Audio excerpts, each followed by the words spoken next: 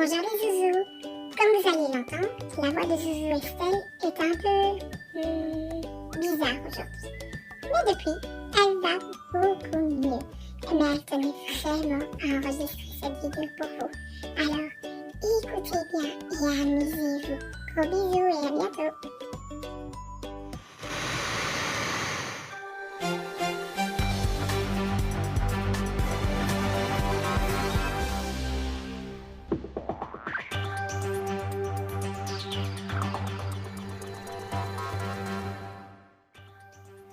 Bonjour et bienvenue dans notre édition spéciale. Retrouvons directement notre reporter Crocus qui se trouve en direct du pays des Philistins où un événement très particulier se prépare. Oui, comme vous pouvez le voir, l'ambiance est à la fête aujourd'hui. Je me trouve dans le temple du dieu Dagon où des milliers de Philistins sont réunis pour fêter la capture d'un dénommé Samson. Selon certaines de mes sources ici sur place, ce dernier devrait ne pas tarder à faire son entrée. Avez-vous réussi à savoir de qui il s'agit? Alors, qui est Samson? Fils unique de Manoach et de son épouse, fruit de l'intervention de Dieu, car sa maman était stérile, elle ne savait pas avoir d'enfant. Consacré à Dieu dès sa naissance pour le servir, Dieu lui a donné une force énorme, une force physique énorme. C'était le dernier juge d'Israël, c'était un héros de la foi. Il doit commencer à délivrer Israël des Philistins et Delilah a trouvé son point faible afin qu'il soit capturé par les Philistins.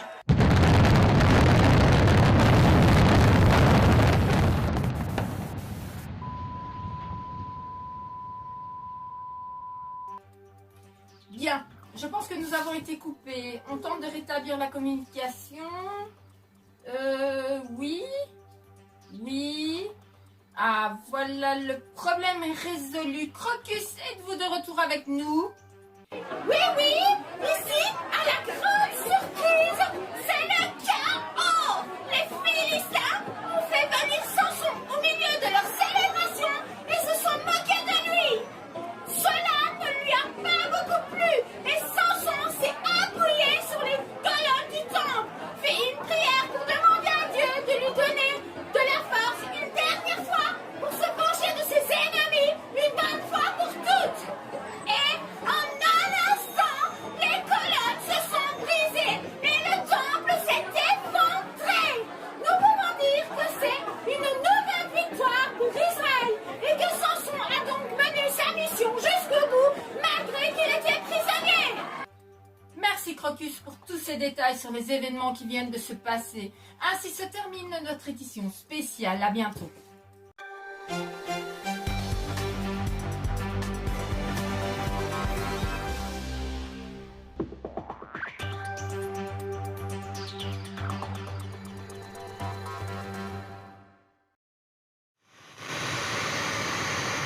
Salut les zouzous, bonjour les papas, bonjour les mamans, bienvenue dans cette nouvelle vidéo faite spécialement pour toi.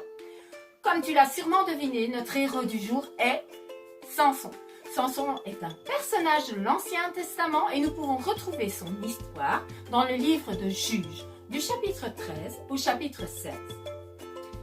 Samson était un homme consacré avant même sa naissance. Cela veut dire qu'il avait été mis à part pour servir Dieu. Sa maman ne pouvait pas avoir d'enfant, mais Dieu lui a promis de lui donner un fils qui délivrerait Israël de ses ennemis, les Philistins.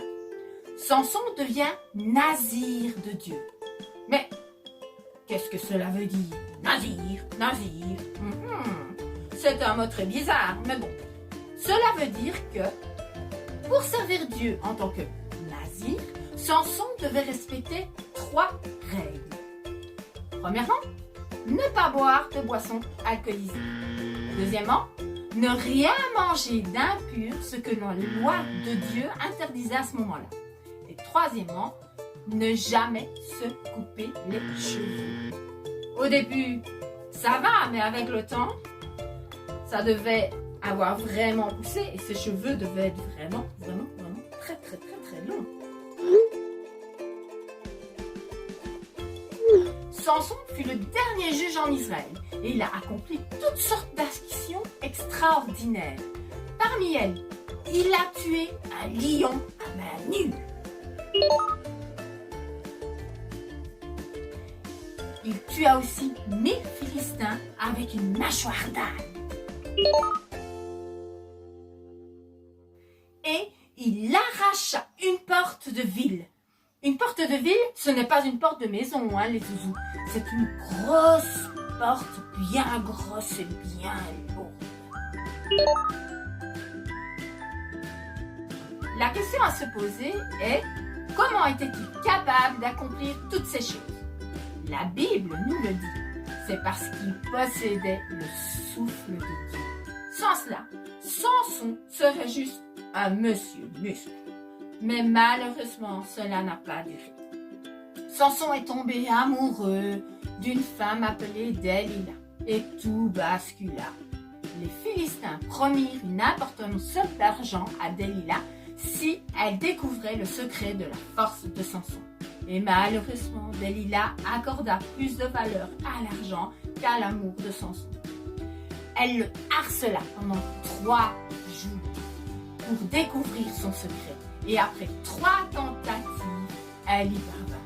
Elle coupa alors les cheveux de Samson et une chose terrible arriva. Dieu se retira de lui, de Samson. Faible, sans force, Samson fut capturé par les Philistins et devint leur prisonnier.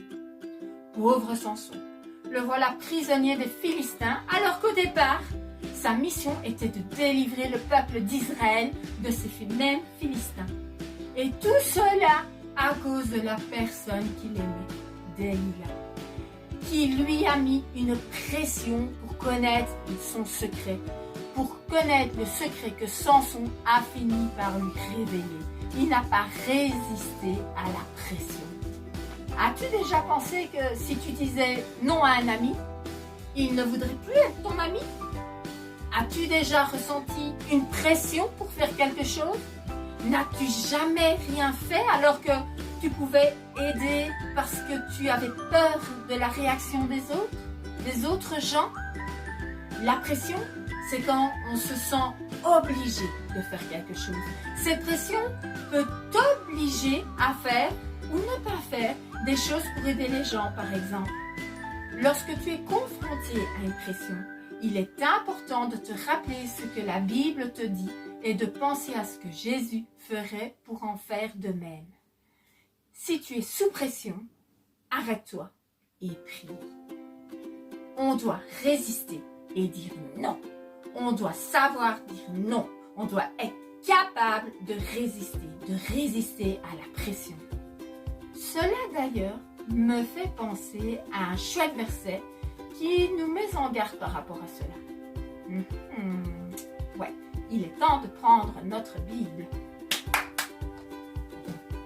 Hop là, je vais te dire où tu peux retrouver ce verset dans ta Bible. Pour cela, comme d'habitude, je vais te donner le numéro de téléphone de Dieu. Écoute bien, c'est le 02 46 15 33. Je sais que pour certains, vous avez l'habitude, mais peut-être que d'autres ne connaissent pas. Donc, on va le décortiquer ensemble.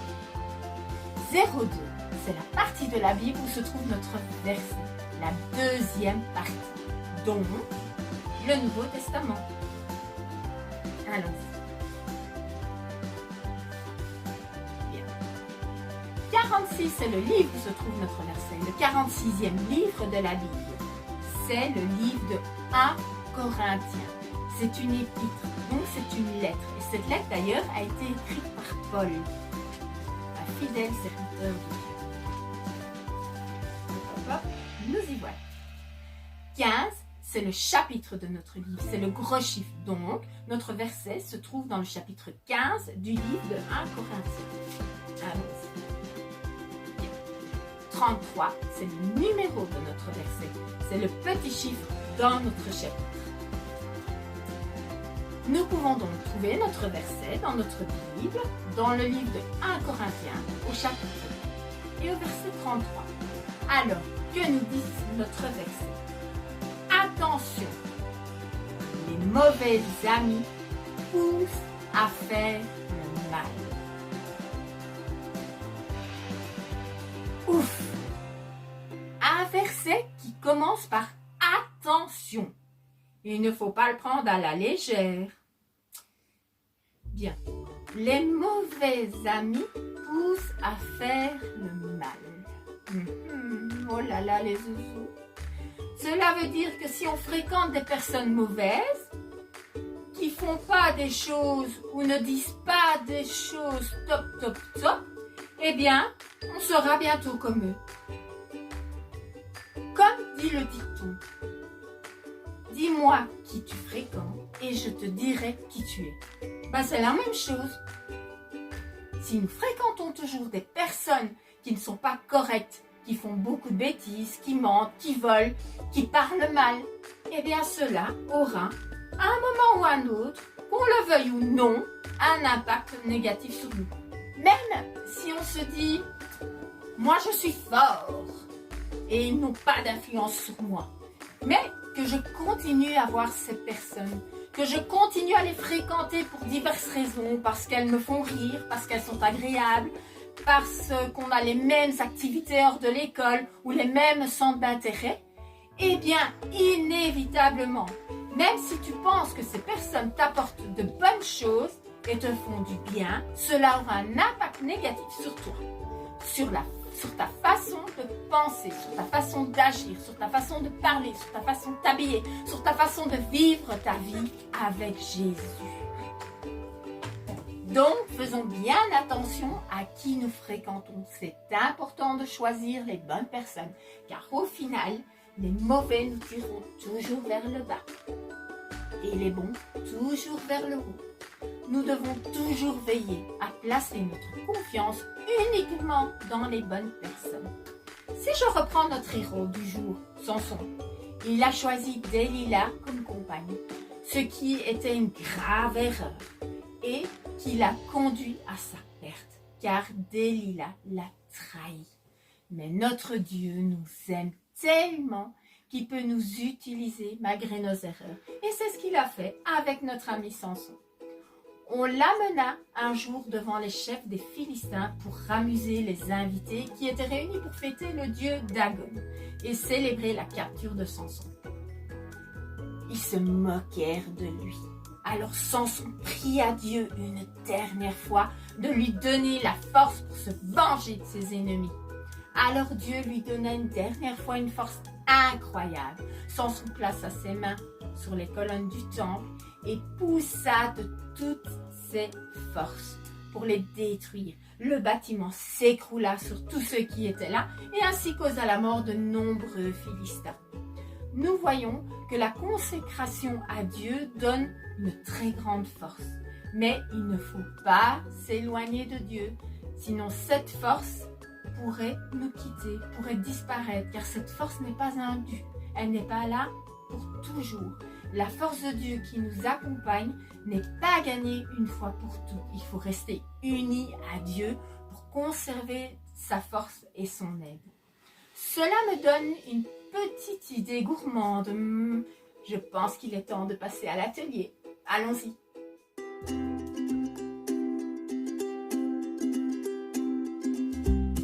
Je ne sais pas toi, mais souvent on m'a dit que manger du chocolat donnait des forces, non? Je me trompe? Alors, quoi de plus naturel que de vous proposer aujourd'hui une recette d'un délicieux dessert au chocolat? Simple et efficace. Une délicieuse mousse au chocolat. Au niveau des ingrédients, il ne faut pas grand-chose. 100 g de chocolat noir, un sachet de sucre vanillé et 3 œufs. Au niveau du matériel, il te faut 2 bols, un plat micro-ondes, un fouet, un batteur pour transformer des blancs d'œufs en neige et une spatule. Et voici comment faire. Étape 1, séparer les blancs des jaunes d'œufs. Étape 2, faire ramollir le chocolat dans une casserole au bain-marie ou au micro-ondes. C'est pas l'idéal, mais c'est plus facile. Il ne faut pas trop chauffer car la chaleur c'est l'ennemi du chocolat et il aura alors tendance à faire des grumeaux. Étape 3, battre les blancs en neige ferme. Étape 4. Hors du feu, incorporer les jaunes et le sucre. Étape 5. Ajouter délicatement les blancs au mélange à l'aide d'une spatule. Étape 6. Verser dans un plat ou dans des verrines. Étape 7. Mettre au frais 2 heures minimum. Pendant ce temps-là, j'ai une petite idée de ce que tu pourras faire. Je t'expliquerai après. Étape 8. Décorer de cacao ou de chocolat râpé, voire même du spéculoos, la mousse au chocolat. Étape 9. Déguster. Voilà, maintenant à toi de jouer pour régaler toute ta famille et les personnes que tu aimes. Bon appétit les zouzous!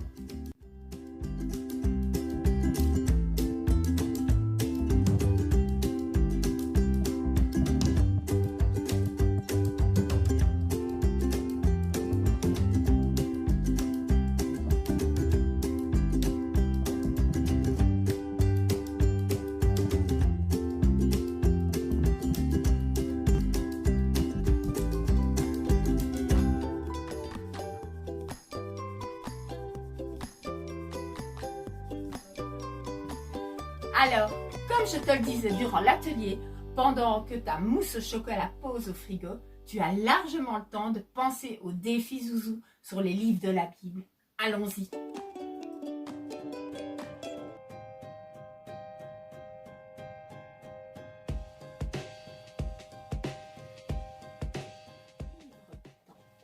Dans le petit défi qu'on vous a lancé sur l'apprentissage de l'ensemble des livres de la Bible, nous en sommes ici. Petit à petit, nous avançons dans la partie du Nouveau Testament. La semaine dernière, tu as vu avec ma copine Valérie le livre des Actes des Apôtres. C'est un chouette et unique livre dans son style. Tu peux le colorier. Nous avons choisi la couleur rose en référence à notre bibliothèque. Avec ce livre, nous terminons ainsi la 4e numéro Bible, le L. Cette semaine, nous allons donc commencer la dernière lettre, le E. Cette dernière lettre est composée de 2 types de livres. Le livre des épîtres, ou des lettres si tu préfères, 21 épîtres. Donc 13 ont été écrites par Paul pour des églises et des personnes précises. Et 7 autres ont été écrites par différentes personnes aux chrétiens en général. Paul était une personne très importante pour Jésus. Il était mis à part pour lui et il a exercé une très grande influence sur l'histoire des chrétiens. Je te propose cette semaine de retenir les épîtres de Romains, 1 Corinthiens et 2 Corinthiens. C'est simple, n'est-ce pas? Écoutons un peu en musique ce que la partie du Nouveau Testament que nous avons vue ensemble donne. Dans les évangiles, il y a Matthieu, Marc, Luc et Jean. Actes des apôtres, suivi des épîtres, Romains, 1 et 2 Corinthiens. Pas mal du tout. Et une fois que tu les connais, tu pourras les colorier sur la lettre E en utilisant la couleur mauve, toujours en référence à notre bibliothèque. Pour t'aider, tu peux toujours faire 2 choses que l'on a prévues pour toi. Premièrement, écouter la musique que l'on te propose à la fin et que tu peux retrouver facilement sur YouTube. Ça va vraiment t'aider, tu verras. Évidemment, aujourd'hui, nous n'avons écouté la partie que sur le Nouveau Testament. Mais je te conseille d'écouter la chanson depuis le début pour ne pas oublier les livres de l'Ancien Testament. Et tu peux aussi relire les noms à connaître sur les lettres que nous colorions chaque semaine. Comme cela, tout ira tout seul. Tu verras, je sais qu'on va y arriver ensemble.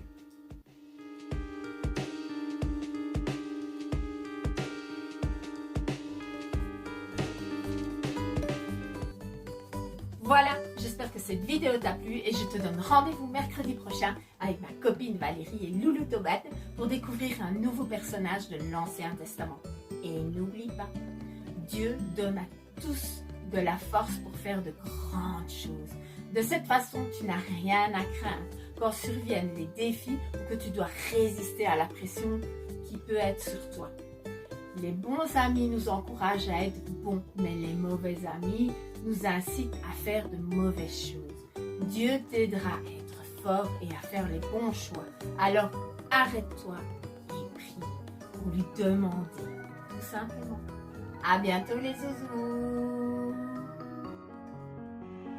Genèse, Exode, Lévitique, Nombre, Deutéronome, Josué, Juge, Rutin et de Samuel, un roi, deux rois, les chroniques, Esdras, Néhémie, Esther, Job, Psaume, les proverbes et Ecclésiaste, Cantique, Ésaïe, Jérémie, Lamentation, Ézéchiel et Daniel, Osée, Joël, Amos, Abdias, Jonas, Michée, Naoum, Habakkuk, Sophonie, Agé, Zacharie, et pour finir il y a Malachie.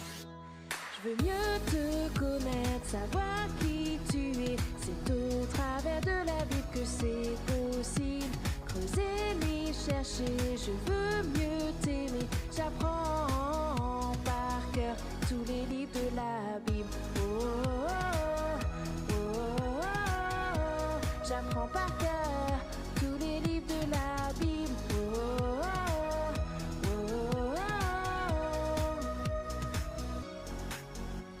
Dans les évangiles, il y a Matthieu, Marc, Luc et Jean.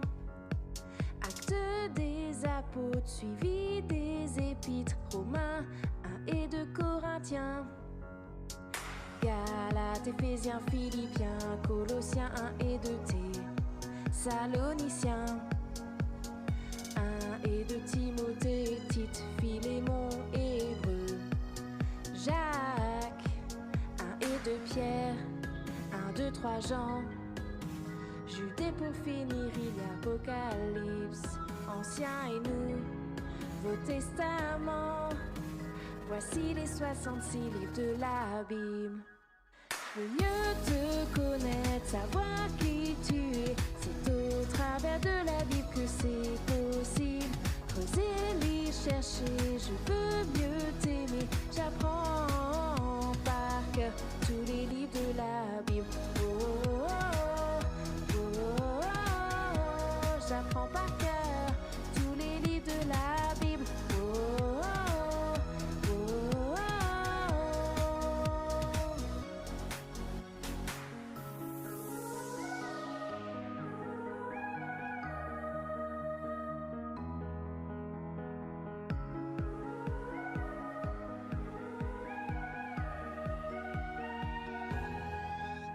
Je veux mieux te connaître, savoir qui tu es. C'est au travers de la Bible que c'est possible. Creuser, les chercher, je veux